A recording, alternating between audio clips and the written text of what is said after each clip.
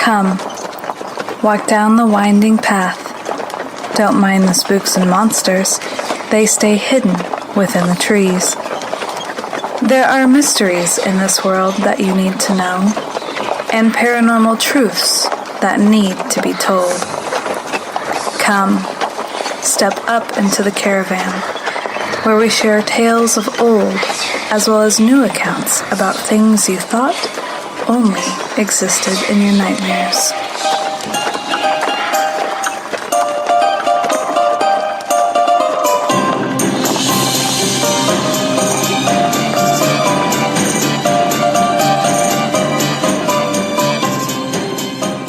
We're going to talk about Ouija boards, right? And I am so excited that we brought Steve Stockton on to talk to us because he's my favorite Appalachian, my favorite. Yes, I'm really excited. It is definitely one of those topics that, even though I'm very comfortable using tarot cards, I'm very comfortable using my pendulum, a Ouija board is not something that I've really dove into yet and find myself a little spooked with. So, yeah. Why are you scared of it? I think that it just has a bad rap in general, and because of all the stories that I've heard and the fact that I lack personal experience with it, it kind of it's a little nerve-wracking to dip my toes in the water for the first time. Yeah. Steve, are you scared of Ouija boards? No, not at all. My experience with them has always been really, really good, although I've heard tons and tons of cautionary tales of people that didn't have as good luck as I've had with them. Mm-hmm. I don't use them regularly or anything, but I wouldn't have any hesitation to if the situation warranted it. How old were you when you first got introduced to Ouija boards? I was probably, I think I was 5. I was either in kindergarten or first grade. I don't remember exactly. Wow. But whatever day it was, I hadn't gone to school. Had all kinds of problems with my tonsils and adenoids and things when I was a kid. And I'd been out sick that day and had been to the doctor. And then we'd stopped at pharmacy to get some medicine for me. And I wandered over into the toy aisle and found a Ouija board. Nice. And it was the older ones with, it's like a hooded blue figure. You can't see the eyes. Mm-hmm. So that's probably, this would have been around 1969, 68, 69, somewhere around in there. Mm-hmm. And I was just fascinated with the graphics. I'm like, oh, what's this? And then my mom, who was well-versed in it, explained to me what it was and how it worked. I'm like, I want it, got to have it. And she bought it for me, and we went home and used it. So it was an interesting experience. And just, starting out, you ask it a lot of weird things, and being a kid especially.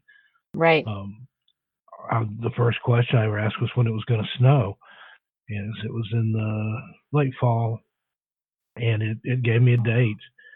And back then, meteorology wasn't like it is now. The most accurate weather prediction you had was the old Farmer's Almanac. Mm-hmm. But it got the date right. It actually snowed on the day that it told me it was going to snow, and it was probably a couple weeks out or so. That's awesome. Oh, so wow. Your mom had experience with it then?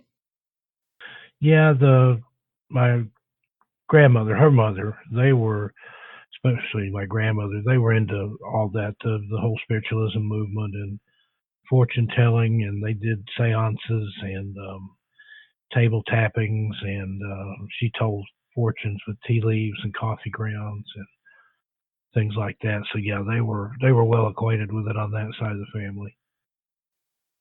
That's awesome. That's really incredible. Man, I can't imagine growing up in a family that would to have access to all of that and to have their stories and their experiences, and wow. Now, did they pass down some of that to you? Oh, absolutely. That's where a lot of my stories come from, or from friends and family. And I was scared of my grandmother when she was little. She looked like a witch, and I was her favorite grandchild, and she had a lot. She had 10 kids, or 9 boys, and my mom was the only girl. So talk about not being able to put anything over on your mom. My mom knew every trick because she had older and younger brothers, so I couldn't get by with anything. But yeah, it was just that whole thing, and she would try to get me alone. She had a quilting room, and she would always take me in there and tell me some ghost tale or some weird superstition or something like that, and just scare the daylights out of me. But looking back, she died when I was 13 years old. I wish I'd had another 13 years with her, so I could have gotten more into all of her arcane knowledge and her practices and things. She had a superstition or a legend or something for anything you could think of. Yeah. I think that happens with a lot of us when our grandparents, and if our parents pass too young too, we don't realize until we're older how important it would have been to not be just so bored, I guess, because a lot of young kids they don't want to hear the stories. Right. Yeah. And my deal was I was a late in life baby, and my only sibling brother was 17 years older than I am, so my family thought they were through with kids. And then I came along. My dad used to kid me about that. So you were supposed to be a 1963 Corvette. I hope you know that. So once they got my brother out of the house, they watched the old Route 66 TV show, and they were going to get a Corvette convertible and tour around the country. And I came along and spoiled that. So. But people that they would go visit were their age, and there wouldn't be any kids my age around, unless they happen to have grandkids or something nearby. So that was the case most of the time, is that my parents were the age of most of my friends' grandparents. So when they would go to visit and I went along with them, I was left to my own devices, and that was how I amused myself. Anytime there was a lull in the conversation with the adults, I'd beg for a story or a legend or something like that. Got a lot that way. So, but yeah, by the time I was a teenager, or even before that, I'd been to more funerals than I had been kids' birthday parties. I was like a little old person because I was around old people so much. Yep, I can relate to that. My brother is 15 years older than I am, and my sister is 17 years older than I am. So a lot of my life, it felt like an only child unless they were to come to visit. Because my mom had me later in life. My brother felt more like an uncle or something, that just came around every now and then. And until I was grown, I was much closer to my nephew, who was only 4 years younger than I was. So he was kind of like my little brother. Yeah. But he didn't live with us, so it was still like being an only, but I was okay with that. Yeah. Oh, I agree. Yeah, I was the youngest grandchild, and my one nephew is actually older than I am by a few months, so it's not like you could even get the "I'm your aunt, listen to me" kind of respect, because yeah, I was too close to his age, so that didn't fly. But yeah, I was in, I think, second or third grade when I got my first Ouija board. My mom bought it for me. And I'd always heard stories about the Ouija board that she had when she was younger that her mother had bought. And they had it for a short period of time. But then my aunt got really concerned because I don't know. I think the story was that she was taking some sort of like a Bible lesson class or something. And she got worried that it was opening some sort of portal. And so she had my grandmother burn it or throw it in the trash or destroy it in one way or another. But not before it had spoken to them and explained that in their old farmhouse, which I've since found out was built in the 1800s, that there was a spirit in the house, and her name was Elizabeth Leidy, and she lived in my mother's room. It said that she was a nice spirit and something to not, someone that shouldn't be feared, and she liked children, I guess. So that all happened, and then the board gets burned, That's what I grew up hearing is about Elizabeth. And it wasn't until a couple years ago that going through genealogy research, I realized, I could probably look into the history of that house. And there were actually 2 Elizabeths that lived in that house, and one of them was an Elizabeth Leidy. Oh, wow. Wow. She passed away down the road, just at the other end of that road, but she lived the majority of her life in that home. And I think she may have been the youngest, but I wrote about it on the Into the Fray blog anyway, some of the details on that. It was a lot of fun to dive into it, but I think because my mom was exposed to it at such a young age, and she had positive experiences, I think that helped her not be concerned about getting it for me when I was young. And I think, if I'm remembering correctly, I think we bought it at Toys R Us. Because Toys R Us would carry it. I mean, they carry board games and things. So I'm pretty sure that's where we had gotten mine. And I asked it silly things too in the beginning, like, what's in my pocket? What boy do I have a crush on? Things like that. Nice. But The second question that I remember asking, there was at kindergarten, somebody had brought an album of Christmas music, and I just totally had to have it. I was obsessive when I was a kid. I was Asperger's, so once I got my head locked around something, I wouldn't let it go. I just had to have this album, and it was old then. It was probably from the 50s, late 50s, maybe early 60s, and my mother took me around to all the usual places, and I couldn't find it. It was out of print. They'd never heard of it, yada, yada, yada. So I asked the Ouija board after I got the Ouija board, and it gave us the name of an obscure little used record store in the old downtown Knoxville area.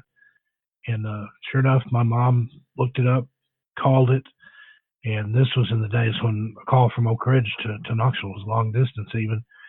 And I was like, I'll look around and see if I have it, because I knew everything about it. I had the title and everything, probably even the album number. This was in the days before UPC codes, and I thought, well, that's that. But sure enough, in about 2 hours, he called back and said that he had a copy of it that he'd found in the back. And 2 days later, we took a trip to downtown, and I remember riding back home, holding it on my lap in the car, just being thrilled that I'd found this record that I'd lusted after. that's So awesome. I've always had really good experience. I've had some strange experiences with it too, but more so other people that I was around that were using it.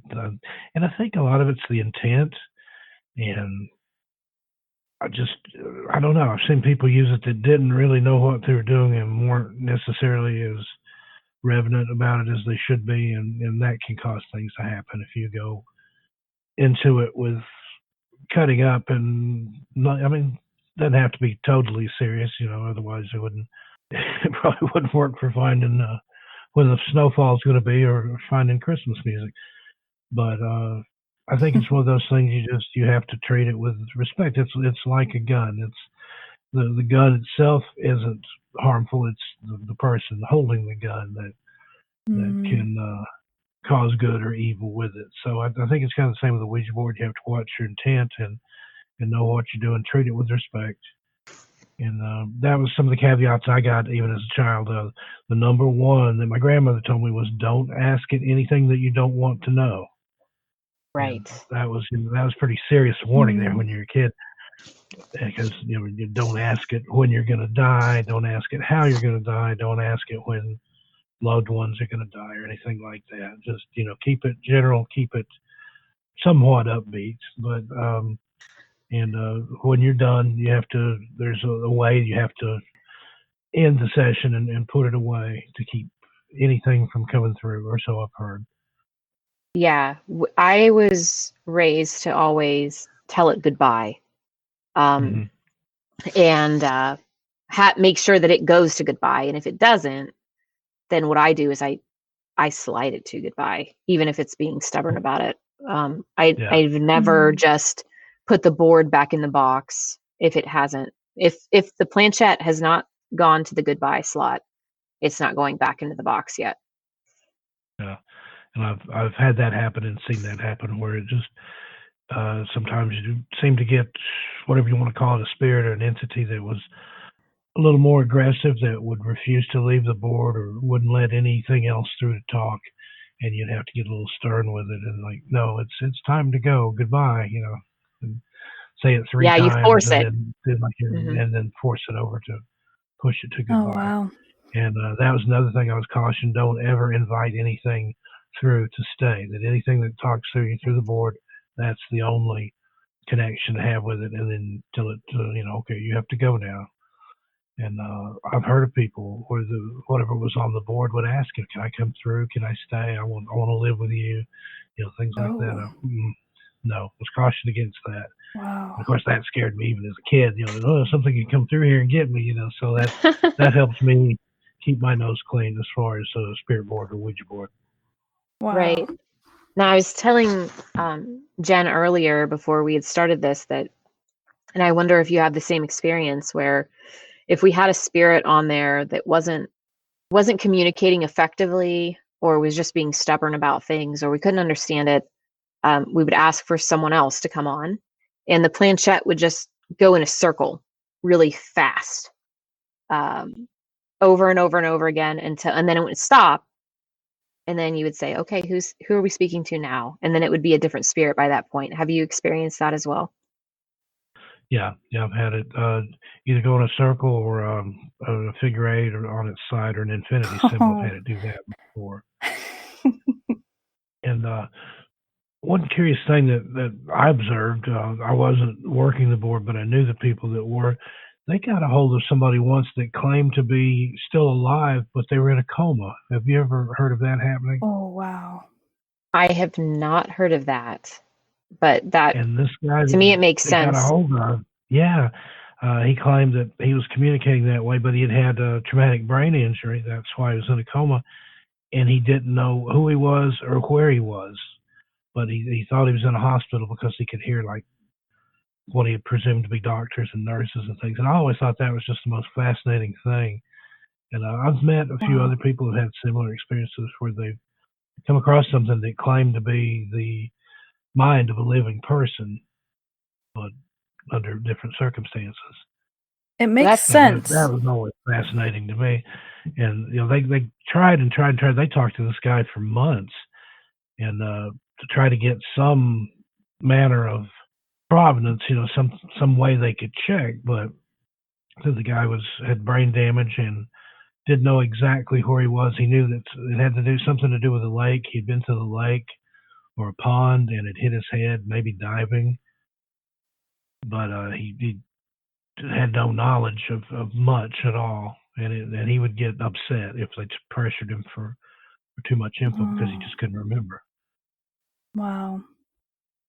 yeah, And that that's one of the most interesting sessions I've ever sat in on. I sat in on that multiple times, so they would contact him, Wow. but he would get like that too. He would get aggressive and didn't want uh, to let anything else on the board. It's like, no, you need to talk to me. You need to entertain me. You need to keep me company. You don't understand. I'm in a coma. I can't Mm, see. I can hear a little bit. I can't feel right. anything. But from the neck down, I'm scared. I don't know what to do.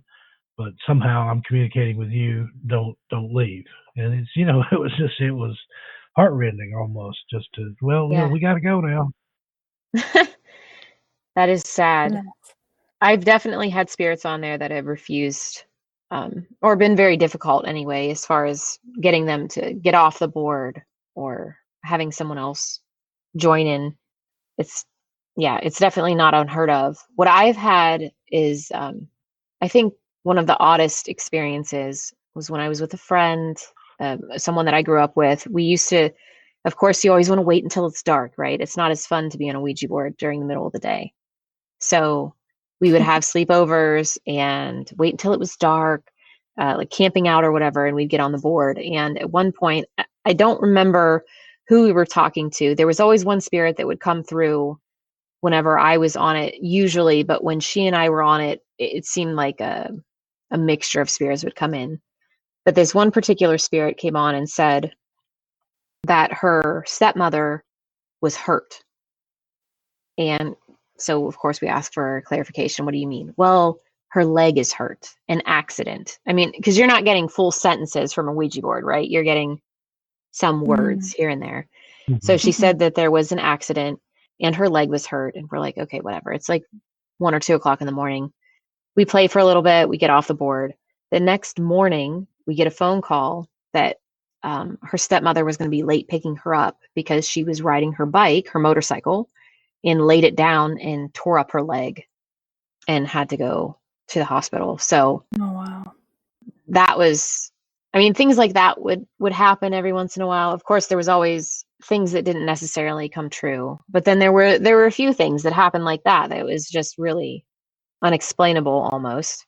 And then there was the idea of, like Jen and I were talking earlier, that you have to trust who you're using the board with, right? So, and like you were saying with intent, I definitely remember teenage years being at a birthday party. A handful of us were on the board, a handful of teenage girls on the board, and the one girl absolutely, I know, was pushing that planchette. And you can tell because if you just lift your finger off and it just goes flying across the board, clearly someone is pushing the planchette. And she was intentionally making it say ridiculous things, threatening things to get everybody else scared. And that angered me to no end because it's again, it's a respect thing, I guess. I don't know. That's just my mini rant, is to trust the people that you're on the board with. Otherwise, they could be messing with you, or I guess just trying to get a rise out of whomever is on the board with you. Have you ever heard of the implications or like the rules when you do have your hands on the planchette? What happens if you were to break that contact? Does it do anything? Is it, I've never had an experience with it myself, but I've seen people where just the energy would be so overwhelming they just like couldn't take it anymore and take their fingers off the planchette. But as far as I know, it doesn't do anything other than break contact. And depending on who or what you're talking to, you may or may not be able to get it back. Oh, okay. And do you think that, in the instance where you were just asking, okay, when's it going to snow? Do you think that the boards themselves can have a spirit, or is it always a spirit coming through it? Well, I've heard a good argument from both camps on that. When I've heard people claim that they got hold of a board that had a spirit already attached to it, and they didn't like the energy and couldn't get it to leave, and their solution was to destroy that board and get another board, and then they would have a different entity to talk to. But then I've also heard of people where it didn't matter whose board they used, they would get the same thing, the same spirit or whatever it is. So, like I said, I've heard good arguments on both sides. Maybe it can go either way. So the most perplexing thing I think about the time that I've spent on a Ouija board is that I had the original one that my mom got me when I was in 2nd or 3rd grade. There was a spirit that would come through consistently. An amazing, like very welcoming, friendly spirit. I never had any bad interactions with him. So I guess I just always assumed that's who I was talking to, especially if you'd get on another board, whether it was my friend that when she got older, I bought her at the time, what was really popular was the glow in the dark Ouija board. So I got her that, and that spirit would come through on that. I would be on there. He would come through. It didn't matter what board I was on. But then fast forward 15, 20 years, and I buy my second board, I guess. I had my original board from when I was young. And then I remembered that glow in the dark board and I wanted one. So I got on eBay, bought one. It got here, and this is just like 2 years ago. I get on that board and it talks, it moved just fine. That spirit came through as normal, as expected, not a problem. I go to get back on the original board and it just kept going to no. It didn't matter what I said. No, goodbye. Finally, I was like, what is going on? What's your problem? It was pissed off. It was mad. And that really, it caused me to, I guess, kind of question things, because I always just thought with any type of, whether it was a board or a pendulum, that the spirits would kind of use that as a tool, not that the board or the pendulum itself would have feelings, if that makes sense. But Right. whatever is on my original board was pissed. It was so angry that I had a second board in the house. And it got to the point where that normal spirit that I would talk to would come through on the glow in the dark board, the new one.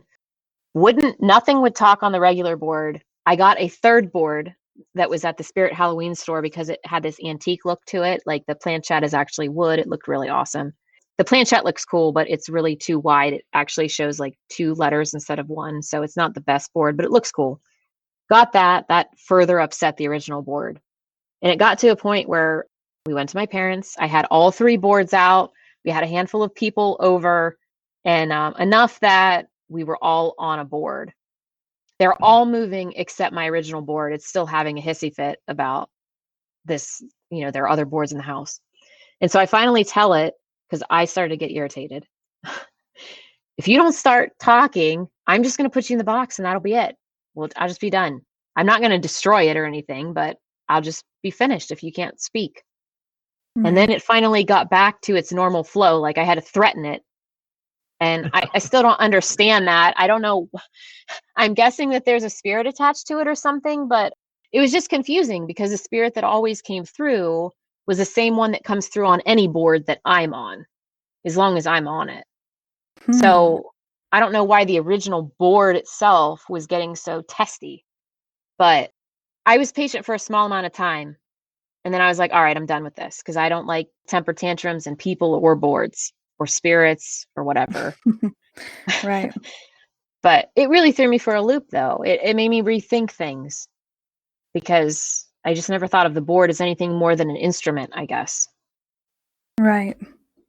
Yeah, it makes you think. It makes you really wonder if it itself has a spirit. I've encountered that to a degree in other things. I play guitar, and there's been times when I've picked up a guitar and it just has a different feeling. I mean, it's made essentially out of the same materials and things, but there is, I would almost say, a presence, particularly with some musical instruments. And this was one in particular was a much older guitar. It's like from the 50s, but it had something about it. It was beyond my bank account at the time, or I would have bought it, but it had a special feeling. It had a special sound, and it makes you wonder if there are other inanimate objects like that a spirit can inhabit, if there's something there, something that's passed along that travels along with it. But I've told that to other guitar players and heard very similar stories in return, that sometimes you just get a guitar that it feels different, it sounds different, and it's not the construction or the wood used, anything. It's something about that particular guitar. Was it the maker, the person the luthier that put that together? Did they put some of themselves in there? I mean, you would have to. And think about some of the violins and things, some of the Stradivarius and some of those that are so treasured. And it just, I don't know, it kind of boggles the mind. It puts things in a different perspective. Yeah, it's it like really someone does. they imbue their essence into it somehow. It makes me think about, like, if it could go further back to the tree that it came from, like, where was the tree? What happened around the tree? And on the earth and, and everything. So, gosh, that's fascinating. Food for thought. Like, I'm happy I'm a guitar, not firewood. Yeah. There's a song, and I don't remember. I feel like the band name has the word pines in it, but I can't remember it off the top of my head right now. But the song is about, I think, an oak tree. And I really adore the song because it talks about this oak tree that saw the death of a soldier at its roots. And so then the wood is stained with the blood. And then later on, they take the tree, they cut it down, they use it for like a bell or something. But that blood is still infused in it. And so it carries that essence throughout its being. Wow. We'll have to try to find that. I want to hear that. Yeah, I'll find it for you. That's crazy. So, Jen, how old were you when you experienced your first Ouija board? Well, I bought my first one this year. But the very first time I ever tried to use one is one that I made on a TV tray. And all I could get it to do was the figure 8. I mean, there was nothing else, and I wasn't sure what that ever meant, if it was just kind of like nothing wanted to come through, or if it signified something not positive. Even now, I haven't really researched a whole lot of it, just because it's not something that I actively have gotten into until now. So, yeah, do you guys know anything in regards to the circle versus the figure 8? I mean, Not really. I've seen both. yeah. I've experienced both, and sometimes I think it's not so much the board as the person or persons using it. So I was at a location one time where we wanted to use one. It was an abandoned house, and we didn't have anything, so we used a crushed beer can for a planchette, and then somebody had a little notepad. Wow. We just wrote out the letters on little pieces of paper and arranged them on a piece of wood, and it worked. Wow. So I don't know, that because I've heard stories. There's a guy that has a talking board museum, and he's got online. He's got some fascinating pieces on there, all kinds of different configurations. But he says one of the stories that he hears is that I can't remember the name of the person that first made what we consider the Ouija board. I think it was William Fuld, F-U-L-D, and supposedly at his factory, I can't remember if it was New York or Baltimore, somewhere like that, that he hired witches to cast spells over the boards before they were sent out to ensure that they would work. But again, that's just Wow. urban legend or rumor or whatever. There's no substantiation for that. But I guess if you're selling something like that, you could make up a little creepy story to sell more Ouija boards. But didn't seem to have a problem. It's been but that one design in particular has been the most prevalent and the most common, the most well known. Wow. Yeah, it was when I had used the one that I made, consecutively each night after I had used it, I felt this presence that was more heavy, I felt really afraid. And then finally the last night, and I don't know how many nights it was, maybe 5, I think, because it took a little bit. I remember I was laying in bed and I felt really scared, and there was this dark figure next to my bed, and I felt like my legs were being held down. And it just kind of, I don't know though, because it's similar to what I hear from people having sleep paralysis. And I remember just laying there trying so hard not to show that I was breathing. And the next day, I told my dad and I told my grandpa, "Oh my gosh, I did this and I think it was bad." And so they had a priest come and he blessed the house and my room and the property and everything. And then later on that night, after he had done that, I was laying in bed and I was facing my window and my door was behind me. And I thought I couldn't, there was this pulsating light on my wall. And I couldn't remember if my TV, did my TV get turned on accident? Is it my dad's TV down the hallway?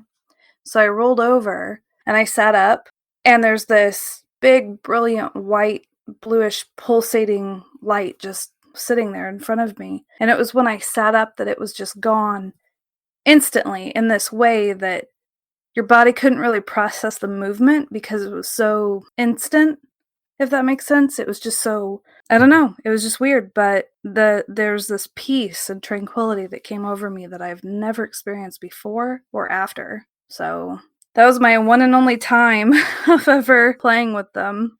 I've had that experience where if I've been around where other people are using it, I've picked up that heavy, oppressive feeling off other boards. It's never been one that I've had, but I've felt it other places. Same with pendulums. A friend of mine has what's called a Spanish dip needle or Spanish dipping needle, and it's mainly used for locating lost or buried items. It has like a little witness chamber. So you're looking for gold, you can put a little bit of gold out there in the tip of it, and then that's what it'll attune it to. And it's all not very scientific, but it appears to work. And it works similar to the principle of a dowsing rod, except it's got an apparatus out on the end of it, like a weight out on the end of it. And I can douse. I can douse for water. I can find pipes and things underground. My father was a water witch and taught me how to do that. But the minute I took hold of that dip needle, I'm just like, this doesn't feel right. This isn't for me. But I've used other ones since then, and didn't have that heavy, that oppressive feeling. So again, I think it was something just with that particular one that didn't like me, or that I didn't like on some level. So I don't know. I've heard people that said that they would never ever buy a used Ouija board because they don't know, what's been done with it, or by whom, or by what. And I kind of understand that, but who knows?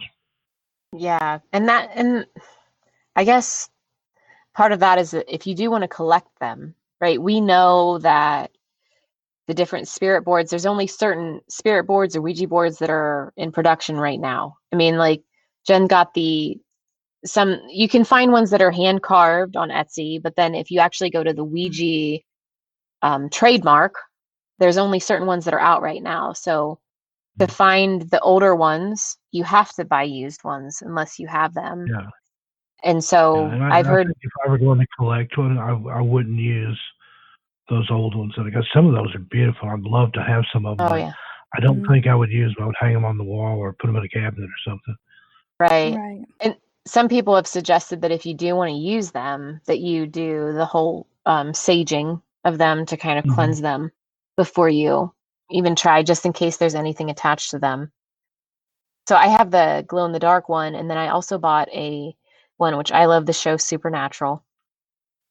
They had like a collector's edition one, which somehow I missed. They don't make it anymore, but I thought it was interesting that I bought it off of eBay, of course, and of the letters that they have on it, they don't have the Z.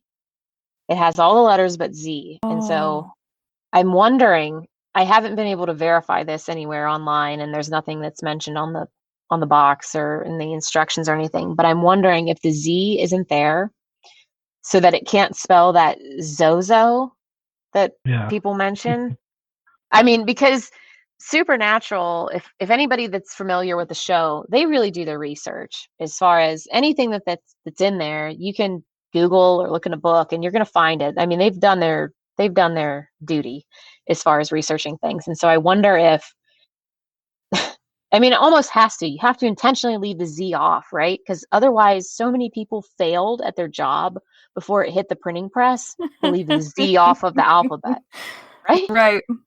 But I just thought that was interesting that there are the certain boards. I haven't used it, to be fair. It's just in the box still, but it's one of the handful that I have because I'm collecting them, which apparently there's a pink version of the Ouija board that they don't make anymore, but I would love to have. So if somebody's got it and they don't want it anymore, let me know. That would be cool. But I did want to say that last fall I went to a concert at Red Rocks. So fall of 2019, went to a concert at Red Rocks, and I went into Denver because the woman that is known for naming the Ouija board, her name was Helen Peters Nosworthy. No, Nosworthy, I think is how you pronounce her name. She's known as the woman who named the Ouija board. So the Talking Board Historical Society had to locate her grave because they weren't sure where she was. Because I believe the people that were in charge of that had started to name the board, like create it as the Ouija board, were based in New England. And then she moved away. If I'm getting this correctly, she moved away. They found her buried out in Denver, and they raised funds to put this beautiful stone up. It was previously an unmarked grave. And so my friends were gracious enough to drive me out to this cemetery so that I could find her stone.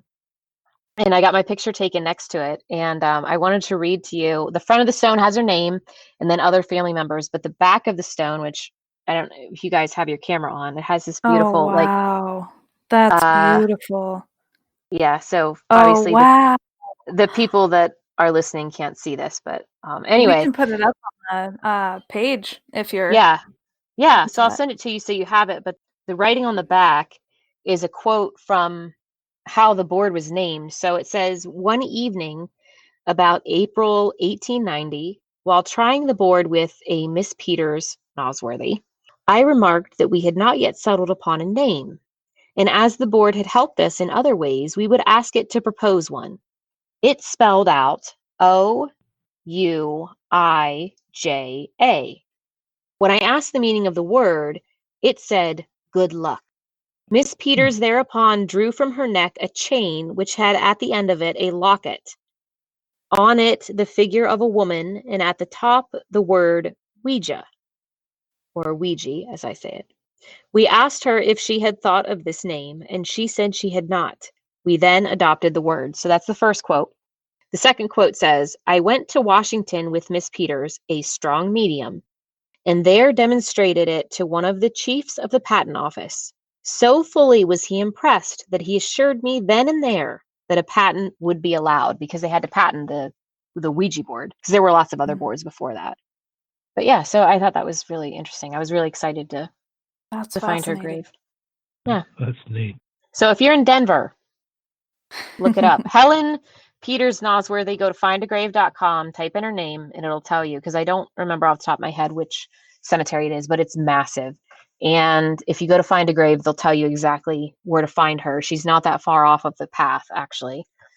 And there's the front of her stone. It's got wow. Beautiful. the I'm sun not on able it. to see it, but does the stone look like a Ouija board? The stone does not look like a Ouija board, but the front of it, above her name, has the sun from the corner of the Ouija board, and on the back it has the moon, and then the way that Ouija is written in cursive on the back. So it's very beautiful stone, and it's a really cool cemetery, by the way. There were it was really off-putting to me, because I love to go to cemeteries. That's one of my favorite pastimes, as weird as that may be. And on the headstones, there were these mushrooms that people had picked and put on headstones, which I thought I'd never seen that before. But there were so many headstones there that had mushrooms that were picked and put it right on the headstones. So I don't know what that means, but it was neat. Beautiful cemetery, anyway. No, I love cemeteries as well. Going to them just to spend the day and explore and everything. Not weird at all, I don't think. Yeah, I do the same thing if I'm around one, especially some of the older ones. Some of those old carved stones, it's such a lost art. Everything's done by laser and other mechanical means now, but back when they carved them by hand, those are true artisans that made some of those stones. Yeah, and there's absolutely, I think, a science to knowing what the different carvings mean. I always tell people that, and this was one thing that my friends didn't recognize right away when we were in Denver, the headstones that have the lamb on top, it's a child. I've never seen a headstone with a lamb on it that wasn't a child. So forewarning, if you're out there and you see a lamb, right, it's a young child, and it's very sad and unfortunate, of course. But there's always some sort of meaning in the carvings, and I really appreciate that as well. So how many Ouija boards do you have, Steve? Right now, 0. 0? I feel like I can remedy that. Do you have any kind of tools? I've got several pendulums and got a set of bones that I throw. Oh, man. No. Okay, Steve, you're telling me that you can throw bones? Yeah, I taught myself how to do it. Steve! My grandmother did it. This has She been... didn't teach me or anything, but I watched her do it. And she had her own set that she made and collected over time. That's what I did. I just, every now and then I would come across a little something. I thought, that needs to be in my bone bag. And then, I've actually got a couple of sets, but I've got one that seems to be more intuitive than the other. That's kind of a southern thing, though. That's more Louisiana, Mississippi, that area, more so than Tennessee, but it's no different than casting runes or anything like that. I mean, it's a little more open to interpretation, where the runes have certain meanings, like a tarot card or whatever, but it's similar to that. But yeah, I do it not real often, but I can do it. So, Heather and I, man, we've been talking about throwing bones and trying to collect some and wanting to learn how to do that. Steve, Yeah. I can't tell you. Okay. I just never thought to mention it before. That's not something, you don't necessarily put that on your resume. I guess it depends on what position you're applying for. I mean, I feel like we've talked enough that you should have told me this by now. It's one of those things that just never came up. I mean, we've talked everything else. We've talked dowsing and You have to to teach me what you know, Steve, because I have a handful of things that I've collected over time, and it's been a long process. It's not something that you just. That was me with my first set, and I think that's why they're so special and so much more intuitive, if that's a good word. But yeah, I mean, you can buy pre-made sets. I've seen some interesting ones on Etsy, but it's not the same as. I mean, I'll come across something, I've found stuff out in the woods or find something, and it just, you kind of know when you found something that needs to go in your bone bag. Like, oh, that's, I see that. I'm gonna pick that up. I found little trinkets. I've got a little metal horse that I found years and years ago on the sidewalk. Everything in there has some sort of special meaning and some sort of memory, and I think that's why that set works. So now there are some actual bones in there too. No human bones. It's all animal. This is incredible because something I noticed before you got on the call, Heather and I we were just talking about Randonautica and using it to try to find pieces for bones, and then and we were also talking about guitars. And so it's Steve, just like, you don't understand. This is I have to keep muting the mic because I keep wanting to laugh at how absurd all of this is. And I had no foreknowledge of any of this. Nobody clued me in or tipped me off or anything. I'm like that. I'm rather empathic.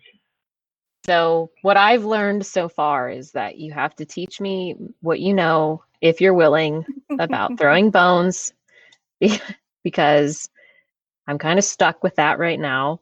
Yeah. Well, there's different systems and different types of doing it. And again, it's one of those, I think best bet would probably be to study the different ones, try each one in turn, and one will feel right more so than the others to you as far as interpretation things. And a lot of it's just that it's in the interpretation. That's like my grandmother with the tea leaves or the coffee grounds or whatever. Some people didn't see anything, but she could tip it over and look, and she would see this and that and could tell you different things. Same with the cards, tarot cards. I used to read tarot cards, and I found out early into it that I didn't even need the cards, that all the cards were a tool to make an abstract concept concrete to the person that I was doing the reading for. Because if somebody just comes in and sits down and I look at them and I tell them this, and this, they're like, yeah, okay, yeah, right. But if I sit down and I do a spread and then the cards say this, it has more meaning or more oomph or something to it. But the interesting thing about that was whatever the first impression that I got, I knew what was going to come up in the cards, and that's what would show in the cards. So I don't know if I was influencing the cards or if the cards were influencing what I knew beforehand. But yeah, I don't, but I could do it without the cards. I don't read anymore. I gave it up. It's things like that kind of take a toll on you after a while. I never did it for money. Right. I had people that insist on donations, and that's fine. But if you have a gift or talent like that, you can't really do it for money and get away with it, regardless of why you're doing it or how you're doing it. There's I just want to call it like a cosmic debt or maybe a karmic debt that you incur. And when you do that, you're taking part of you and putting it out there. And if you don't give that time to fill back up, whatever you want to call it, you'll think it was like a battery. Right. Every time you do those readings, whether it's a card or any type of intuitive reading like that, you're draining your battery down a little bit. And if you don't give that time to recharge and rebuild, you can run out. And I got to a point, this was in the infancy of the internet. There used to be, and may still be, a thing called IRC, which was the Internet Relay Chat. And it was just it was all text-based. And you'd go on, and it was just a slew of message rooms. And it was back then, it was mainly universities and things like that, and the military and things that were on there. This internet came out of the old DARPA net, and some of that, we're talking late 80s, early 90s here. And for some reason, I got the bright idea. I was doing an online business at the time. I was selling tarot supplies and books and ephemera and things like that. And I thought, this might be a cool place to go on and do some readings. Because, like I said, nothing had ever been done like that before. So I created a room called Tarot, and I found some other readers that were on the IRC, and we would sit in there and just take turns reading for whoever wandered in. But there was times when I was doing maybe 20 a day or more, and I started having like these dreams of just like doom and desolation and destruction. And I remember this one dream in particular. I was on the beach, and there was this giant wave, just as black as ice, but it was frozen. And I remember sitting there looking up at it and thinking how black and what the depth of it was. And I thought, when that thing thaws, it's going to smack me down into the sand. I talked to somebody about that, a dream interpreter, and she's like, it's all this psychic energy that you're putting out there. But I don't consider myself psychic. All that energy that you're expending, you're not getting it back, and you're piling up, this that's gonna come back and bite you. So that kind of put me off of it, and I rarely read anymore, and I haven't in probably 20 years or so. But occasionally I'll get the cards out. But yeah, if you're interested in learning the bones, I can teach you what I know. I am so interested. I can't even tell you. I am in complete disbelief right now that somehow this hasn't come up before, and this is something that I've been so deeply interested in. I'm almost embarrassed by it, because it's a really southern thing. Like I said, it's more associated with hoodoo and some of those traditions. And Louisiana, Mississippi, and the Delta down there in that area, it's common. It's not really an East Tennessee thing. I was drawn to it and picked up on it real quickly. Right. And here's the other thing that I think has caused me to be so fond of you, Steve, is that one, we are both Appalachian, right? And but I'm from the northern parts, and one thing that I guess a lot of people, when they think of Appalachia, they don't think of the northern parts so much. They think of the southern parts, from southern West Virginia, down to Georgia. People, when they hear Appalachia, that's all they think of is the southern part of it. Right. But there's a whole slew of us north of that. And at least in my experience, what has happened, though, is that we've lost a lot of these older stories. When people talk about it, but they don't pass it down in story form quite as much as the southern parts. I never had some of this stuff passed down to me. I had certain things, but not anything like that. Nothing like reading bones, or, of course, like you said, that was from even more southern roots than that. But I haven't had any of that passed down to me. So, yeah, I'm saying that your job, I'm pretty sure, is to help me. That's what I'm thinking. That's why I've met you. That's the feeling I'm getting right now. It's crazy because you guys are both from that area, and then through recent genealogy search, I found out that I'm from the central Appalachian area. And there's so much from the, all the long lines of adoptions on that side of my family that I just don't know. And I'm learning from both of you, which it's such a gift, and it's incredible. And to see the synchronicities between all three of us, it's just, to me, you guys are such a gift from the universe. That's really sweet. Yeah, thank you. Yeah, it's always nice to find people that understand you on different levels. One thing that Steve and I have talked about on and off are just even the way that things are said. Even in Ohio, just going up north and saying crick out of turn, that makes you sound stupid, apparently, but that's how we said it.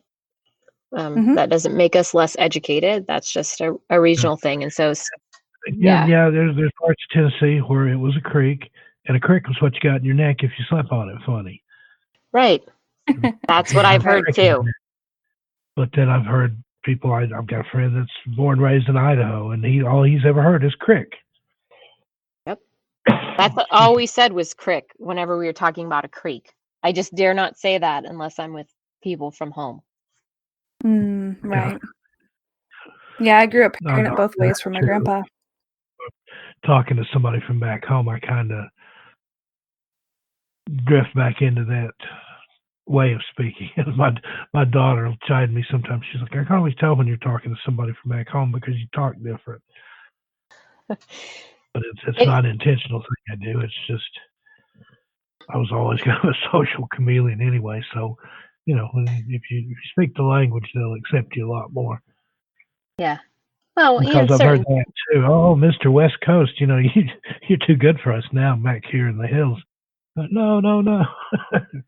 So I've only been away for about 15 years, but according to people back home, I sound different. I don't to myself. I don't like the way I sound, but anyway, it's just there's a vernacular there, and just when I was a kid, especially in some of the hardcore areas in Appalachia that we go to, like over where my dad's from on the Cumberland Plateau, I'd have to have him translate stuff because I had no idea what they were saying. And they'll laugh at you over there if you call it a plateau. It's the plateau if you're from there. Yeah. And I grew up hearing it that way. I thought that's what it was when I was a little kid, in the Cumberland Plateau. Mm-hmm. But it's obviously a plateau. But like there's a guy that I've got several stories from in my books. Gentleman's passed away now, and I was talking to him one time and asked where he was from, and he said Harlan. And I thought, okay, that's this was in northern Middle Tennessee, just across the state line there. You're in Kentucky, so I thought he meant Harlan, Kentucky. There's a lot of Appalachian hillbillies and coal miners and things up there. And then after we'd left, I was talking to my dad. I said, the gentleman's name was Otto, and I said, so how did Otto end up here from Harlan, Kentucky? And my dad's like, what? And I said, I asked him where he's from, and he said Harlan. And my dad said, no, he was saying Ireland. So, I love it. Words and hills, and he's from Harlan. Yeah. But it was just the way he was saying it. I heard Harlan. Right. No, I hear it now that you've said it that way. Yeah, Harlan. And they talk about Irish potatoes. And those are Irish potatoes. That's a type of potato that they have down south. And I thought, ARSH, Irish potatoes. And yeah. I didn't know till I was grown that they were saying Irish potatoes. That's so awesome. Yeah, like we but hear Warshed, a lot of the old English, the Gaelic, and some of that. Yeah, it's very similar. That's where a lot of that Appalachian speak is older Middle English. Yeah, wash your clothes. Well, we've even talked about Appalachia itself. So there's some people that put an N in there, Appalachian. Mm-hmm. It's not only it's not a silent N, it's an invisible N apparently. But yeah. But I liked that. That was one of my things as a kid. I liked to collect accents and colloquialisms and things like that, and just figuring it out was part of the fun. And a lot of it, if you've ever heard like any of the Jeff Foxworthy stuff, it's similar to a lot of that. And when I was in the Philippines, I entertained some people there. I stayed with a family. I like to do that when I can. When I travel, I like to be eco-friendly and stay with a local family if I can find one.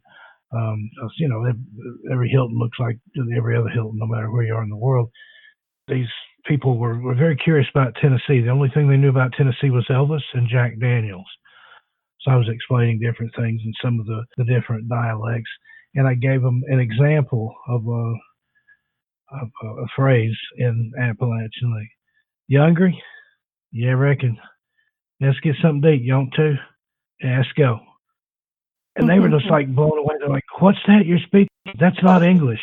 And I'm like, yes, hungry is, are you hungry? Right. Yeah, reckon is, yeah, I reckon, yeah, I guess. Well, let's get something to eat. Let's get something to eat. You want to? Do you want to? Let's go. Let's go. And then it just That all it blew makes their total mind. sense.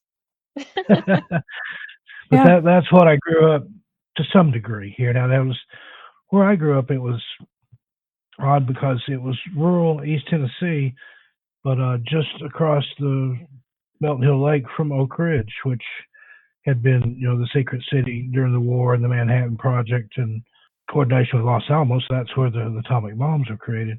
So you had these basically hillbilly kids, and then their fathers their fathers were farmers and more simple folk, and then you had these other kids whose parents were PhDs or some kind of rocket heads out at the plant. I had, best of both worlds. My dad was a Middle Tennessee hillbilly, but he worked at the Oak Ridge National Laboratory as a scientist because he'd gone to the University of Tennessee. So, but it was such an odd mix to have the pig farmer's son and the physicist daughter, and you get those people together, and it was just like, what? I stumbled onto, what is this? Yeah. So that time, her time back in the 70s, Oak Ridge had the highest number of PhDs per capita than anywhere in the world. So you had just, extremes. That's impressive, for sure. But it made for, I think, a more well-rounded world education, just growing up. Like my best friends was from Peru. She was born in Peru, but had immigrated here. And I remember she come to school when she first became an American citizen and gave a talk about it. This was in like 4th or 5th grade. It was just mind blowing to hear it from perspective of an immigrant, and just at that time what you had to go through for your citizenship test, and you had to memorize all these things that they hadn't even taught us in school yet. And it was just like, wow. Right. Well, this has been a lot of fun. A lot of synchronicities, a lot of really Great. amazing, yeah. But yeah, I like the fact that we got guitars and throwing the bones. Bones. Right. Yes. It all comes back around. It really We'll does. get started on that. Have you started gathering your pieces for your sets? I need to. I haven't done it at all yet. I've been wanting to. I just haven't. Well, there's places that you can buy anything that you need. You can get processed animal bones, but it just, to me, it always seems more if you process your own roadkill. Or if you find, Right. the remains of something out in the woods. Of course, you got to be careful of that because you don't know what it died of. But we'll get into all that. Deal. Yeah, that'll be awesome. We will absolutely get into all of that. I'm holding you to that. For sure. Okay, done deal. You've got witnesses. Yay! Well, if there's any links or information that you want to share, Steve, about your books and stuff. Yeah, my books, they're on Amazon and wherever fine books are sold. They're out in paperback now. It's Strange Things in the Woods, which is actually my first 2 books combined. I had Strange Things in the Woods and More Strange Things in the Woods. I went with a new publisher. They combined both those into one volume. And I've got another book out, which is my second or third book, depending on how you want to look at it, called My Strange World. Now, the Strange Things in the Wood is a collection of stories that I gathered over the years from friends and family. And then My Strange World is my own supernatural experiences in that one. And well, some of them, but I need to do another volume on that one probably. But yeah, those are available on Amazon. I have a personal website where I narrate mainly stories from my books, have some guest narrators. I know Heather's got some stuff on there. 13 Past Midnight on YouTube. And I'm also a writer and narrator for Missing Persons and Mysteries channel. We do a lot of the missing 411 type stuff, and we've branched out a little bit on there. We have some other mysterious type stuff on there, a little bit of supernatural stuff on there. We'll try to keep that one just with the missing persons and the strange disappearances and stuff. I'm on Twitter at Strange and Odd, and I'm on Facebook, Steve Stockton, 81. That Steve Stockton 81 is also my Gmail address. I love to hear from people. And I want to Perfect. say thank you for letting me read one of your chapters, by the way, for our friend's Yeah, podcast. it came out great. I sent that to my daughter, and she loved it. And it's got a lot of good feedback on Facebook. That was the floating Awesome. coffin that happened to a couple of my relatives back in the 30s. I had somebody contact me today from, where was he from? I think somewhere in England, that had heard you read that and then followed the trail of breadcrumbs and found my book, and had just got my book Awesome. today. And That's exciting. reached out to me to tell me how much she enjoyed it. So just that's really the fun thing to me, is hearing from the people I've made, like you guys, who's lifelong friends. That's all brought about by the books and my own interest in all things paranormal. Absolutely. We love Awesome. you. We do. For sure. I love you guys too. And I'm going to make expert bone throwers out of you. Yes. Perfect. Absolutely. Yeah, no, this has been absolutely incredible, and I appreciate your guys' time. I've been so excited about recording this episode, and I'm looking forward to doing more. Yes. Thank you for coming on, Steve. I'm so excited you were here. Oh, it's my pleasure. Just anytime you want me, just let me know. Perfect. Awesome. We definitely will.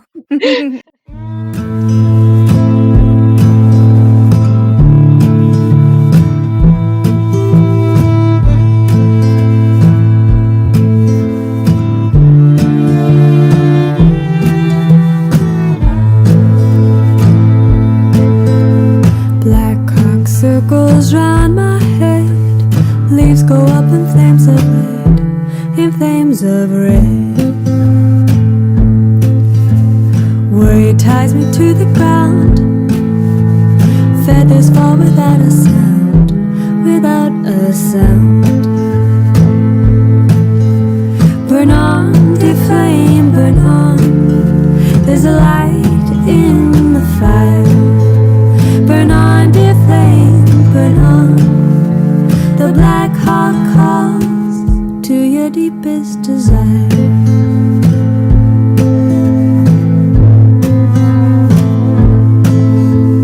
Dead, old, rotten idea. You grow heavy, then you fall, so heavy, then you fall to the ground. I lay in a pile of my broken plans. They turn red and then they fall, so red and then they fall to the ground. I'm making wings black as night. I wait until the time is right. Burn on, dear flame, burn on. There's a light in the fire. Burn on, dear flame, burn on. The black heart calls to your deepest desire.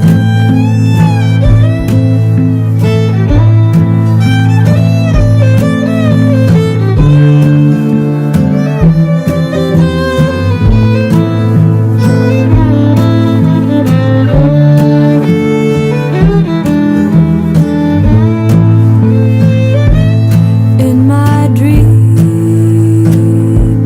I am flying